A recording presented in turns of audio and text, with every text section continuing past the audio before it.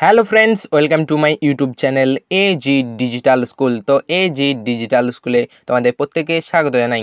তো যে সমস্ত বন্ধুরা 2026 সালে মাধ্যমিক পরীক্ষা দেবে, তোমাদের টেস্ট পরীক্ষা ও ফাইনাল পরীক্ষার জন্য বাংলা সহায়ক পাঠকনির সম্পূর্ণ সাজেশন নিয়ে চলে এসেছি।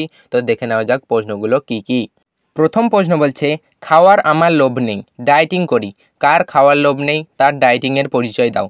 দ্বিতীয় প্রশ্ন বলছে, আপনি আমার থেকে 4000 গুণ বড়লোক, কিন্তু 4 লক্ষ টাকা খরচ করেও আপনি নিজের শরীরটাকে চাকর বানাতে পারবেন না। বক্তা কাকে কেন একথা বলেছিলেন?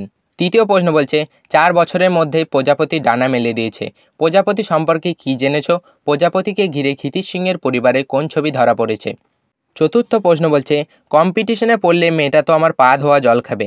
বক্তাকে কি প্রসঙ্গে তার এই উক্তিতে বক্তার কীরূপ মনোভাব ফুটে উঠেছে? পঞ্চম প্রশ্ন বলছে, এটা বুকের মধ্যে পুষে রাখুক। কি পুষে রাখার কথা বলা হয়েছে? কি কারণে এই পুষে রাখা? ষষ্ঠ প্রশ্ন বলছে, অবশেষে কোনি বাংলার সাঁতার দলে জায়গা পেল।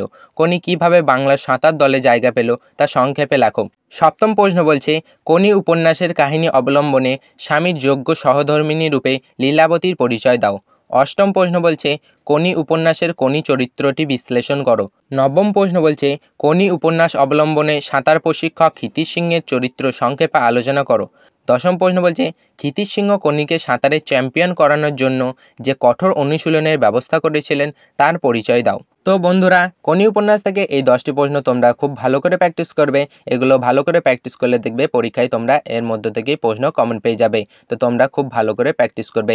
আর অবশ্যই কমেন্ট করে জানাবে ভিডিওটি তোমাদের কেমন লেগেছে। ভিডিওটি ভালো লাগলে অবশ্যই একটা লাইক করো, আর চ্যানেলে নতুন হয়ে থাকলে চ্যানেলটিকে অবশ্যই সাবস্ক্রাইব করে রেখো। তোমাদের জন্য এরকম আরও অনেক অনেক ভিডিও অপেক্ষা করে আছে। তো সবশেষে বলি, ভালো থেকো, সুস্থ থেকো।